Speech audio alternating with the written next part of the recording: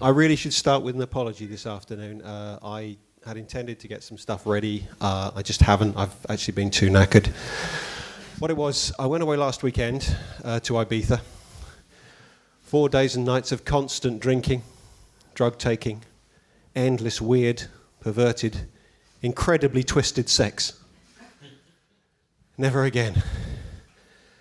Never again am I going on holiday with Mum. I started having alcohol-free days this week. I really thought I've got to after last weekend. It was incredibly tough.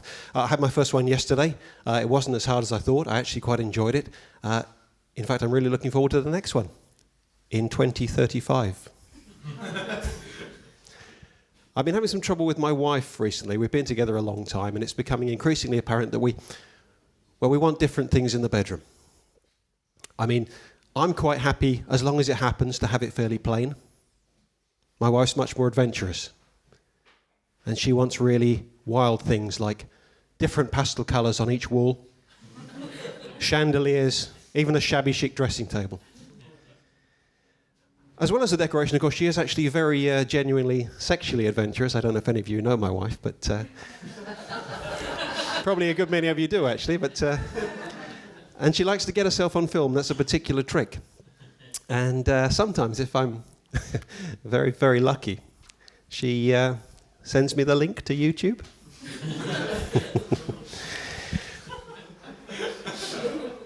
Well, I think we've broken the ice a little bit, ladies and gentlemen. I hope you know a little bit about me now, a little bit better. And I feel as if I know you quite well, and I should really confess. I kicked off this afternoon by saying, that I went on holiday with Mum last weekend.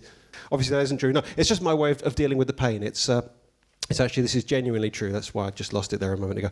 It's actually a year ago tomorrow that I had Mum cremated. And I know something the doctor said really upset me at the time, and it's continued to play on my mind a bit. He said it probably was that killed her. Yeah. So it wasn't true at all, was it? Sorry about that. Well, it's really nice. We had David Cameron in earlier. Actually, I must say he's looking a lot better now. He's had David Cameron in earlier. Really nice to see that the new Conservative government is finally taking women's issues seriously. And for the first time ever, they've appointed a Minister for Women at cabinet level. Absolutely excellent. What is, however, a little disappointing is that despite an exceptionally strong list of really well-qualified female candidates, David Cameron has fallen into the oldest trap in the book. And you know which one he's appointed, don't you? The one with the biggest portfolios. Can I just say at this point, ladies and gentlemen, how nice to get a laugh. That's the first time I've done that joke. It's really nice to be working with an audience in an age when you see all sorts of comedians just dishing out flattery willy-nilly just to get audiences on their side. It's so nice to be working with an audience that's genuinely well-informed enough, genuinely intelligent enough, that I really don't need to do that. I mean, you wouldn't fall for that old rubbish, would you? No, I mean, joking aside, you probably wouldn't think it to look at me, but I am actually genuinely a thoroughly modern geezer. And I'm very concerned with women's issues in general. In fact, so much so that I've actually applied, genuinely true, I've actually applied to do a degree in feminist studies up at the university.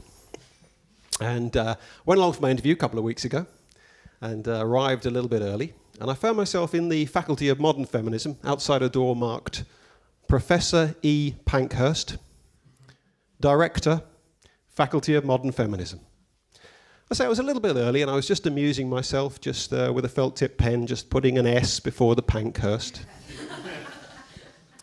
When all of a sudden I heard a woman's voice behind me and said, "Excuse me, can I help you?" And I wheeled around. I was quite shocked, actually. And I must say there was a very attractive blonde stood there in a navy blue business suit, curvy in all the right places, and with a very smackable little bottom. I have to say. And I told her so. I said, hello. I said, hello. What secretary shop did Professor Pankhurst get you from, the saucy old devil? She said, I am Professor Pankhurst, you idiot. I thought, oh God. I thought, we've got off on the wrong foot.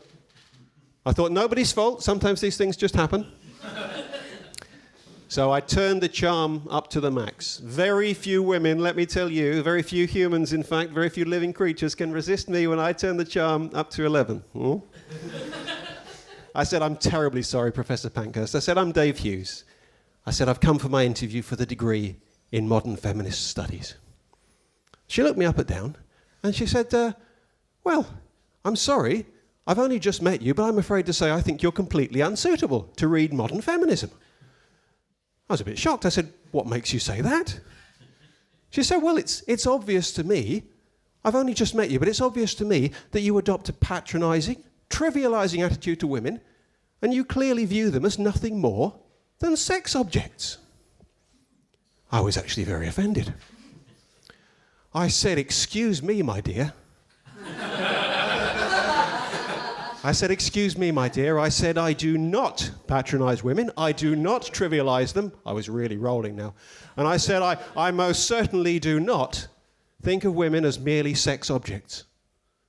I said, I think I've been to bed with enough of the delicious little fun bags to be confident of that. Well, I could tell I'd won a round. Because she said, and these were her exact words, we'll be in touch. So as I was walking away from the professor's door, walking down the corridor, I must say they've got a terrible problem in that university with the buildings. Although it's quite a modern building, the part where the Faculty of Feminism is, they've got a real problem with through drafts, because as I was walking down the corridor, away from Professor Pankhurst's office, I heard the door slam really hard. The wind must have taken it, that's the only explanation. So I think, when I start in the autumn, I'll take up my tools and fix it for her. She probably won't be any good at it. Well, ladies and gentlemen, mental health is another big issue. My friends are always saying that I'm paranoid. All right, in fairness, I haven't actually heard them say it. But I know, yeah, I know. In any case, just between you and me, I'm becoming increasingly convinced that those people are not my real friends, in any case. I came across the worst example of NHS fraud the other day I've ever seen. It was a mental health counsellor working up at the Lakes, specialising in multiple personality disorders.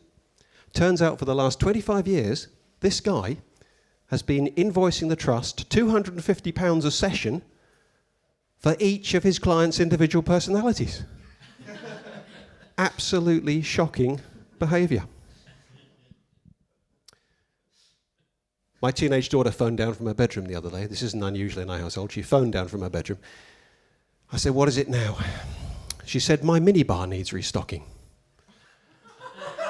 I said, you treat this place like a hotel. She was actually very offended. She said, I'm moving out. I said, you're moving out? Where will you go? She said, somewhere I've never got to listen to you or anyone else complaining about me ever again. Turns out, ladies and gentlemen, this time she's serious. She's applied for a job on Colchester Borough Council's telephone helpline. Hello, and thank you for calling Colchester Borough Council. Unfortunately, all of our operator is currently busy.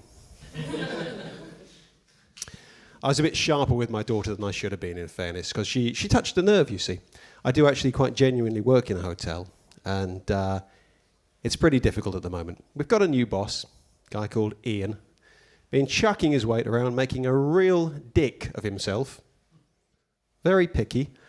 I'll give you an example of how picky this guy is. For the last 8.5 years, long as I've been working there, when I've made up a guest room, I like to finish it by leaving some mints on the pillow.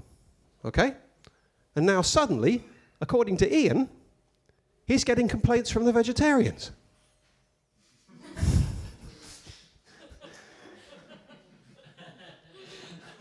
Hey, listen, I've got all afternoon. If people aren't going to get this stuff straight away, I can just keep on doing the jokes, okay? And nobody wants that. Nobody wants that. No, he's really not been making many friends, old Ian. Lara, the receptionist, she came running into the staff room the other day. A few of us were having lunch. She was very upset. She said, quickly, 6 of the guests are trying to murder Ian. I said, thanks for keeping us informed, Lara. Thanks for telling us. She said, well, aren't you going to help? I said, no. I said, 6 really ought to be enough.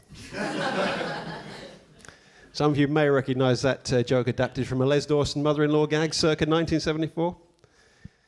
Well, that's nearly it from me, ladies and gentlemen. And I'd just like to say a very warm thank you to all the people who work to make Slack Space work, all the people who come and see shows. I've always had really good experiences here.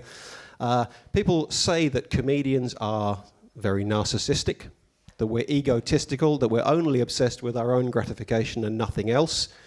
That's absolute rubbish. I've had a lovely time this afternoon, and that's really the most important thing. Right, ladies and gentlemen, thanks very much indeed. Despite my best efforts, I continue to be Dave Hughes. Despite my very best efforts, I'll look forward to seeing all of you in the new venue. Thank you very much indeed. Thank you. Cheers.